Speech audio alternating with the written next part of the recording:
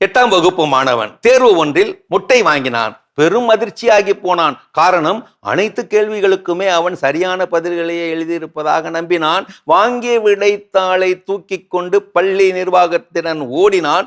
மூச்சிறைக்க முறையிட்டான். சரி, அவன் என்னதான் அந்த கேள்விகளுக்கு பதில் தந்திருப்பான்? இதோ வரிசைப்படுத்தி சொல்லுகிறேன். அந்த செல்ல மாணவனுக்காக. எந்த போரில் திப்பு சுல்தான் உயிரிழந்தார்? கடைசி போரில். இந்திய சுதந்திரத்திற்கான பிரமாணம் எங்கே கையெழுத்து இடப்பட்டது?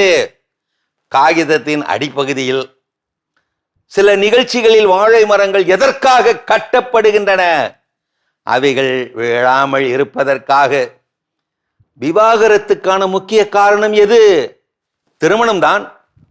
இரவு பகல் எவ்வாறு ஏற்படுகிறது? கிழக்கே உதிக்கும் சூரியன் மேற்கே மறைவதாலும், மேற்கே மறையும் சூரியன் கிழக்கே உதிப்பதாலும் இரவு பகல் ஏற்படுகிறது. மகாத்மா காந்தி எப்போது பிறந்தார்? அவரது பிறந்த நாள் அன்று. திருமணங்கள் சொர்க்கத்தில் நிச்சயிக்கப்படுகின்றனவா? இல்லை, அவை அவரவர் வீட்டில் தான் நிச்சயிக்கப்படுகின்றன. தாஜ்மஹாலை யார் யாருக்காக கட்டினார்? சுற்றுலா பயணிகளுக்காக கொத்தனார்களால் கூடி கட்டப்பட்டது. கடைசி கேள்வி, 8 மாம்பழங்களை 6 பேருக்கு வெட்டாமல் எப்படி சமமாக பிரித்து கொடுப்பது? ஜூஸ் போட்டு 6 டம்ளர்கள் சமமான அளவில் ஊற்றி கொடுக்கலாமே. ஆமா, பயவுள்ள சரியாத்தானையா சொல்லியிருக்கான். பள்ளி பிள்ளைகளின் பொதுவான வேண்டுதல் இதுதான். இறைவா, சுமையில்லா புத்தகப்பை வேண்டும், சுவையான பாடங்கள் வேண்டும், அடிக்காத ஆசிரியர் வேண்டும், செடியோடு பேச வேண்டும், பட்டாம் பூச்சிகளை விரட்டி திரிய வேண்டும், கடைசியாக வகுப்பறை முழுக்க நொறுக்கு தீனிகள் ஆங்காங்கே தொங்க வேண்டும். நல்லா இருக்குல்ல?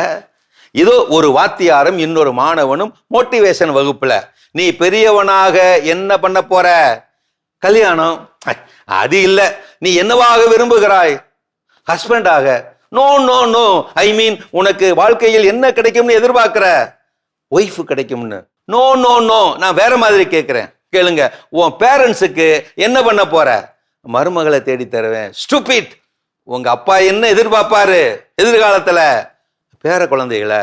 ஐயோ கடவுளே, உன்னோட வாழ்க்கையின் லட்சியம்தான் என்ன? நாம் இருவர் நமக்கு இருவர். எப்படி நல்லா இருக்கா டயலாகு? இதோ இன்னொரு ஆசிரிய மாணவ கேள்வி பதில்.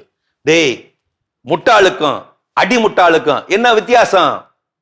நாங்க எல்லாம் முட்டாள் சார், நீங்க எங்களை போட்டு அடிக்கிறதுனால நீங்க அடிமுட்டாள் சார்.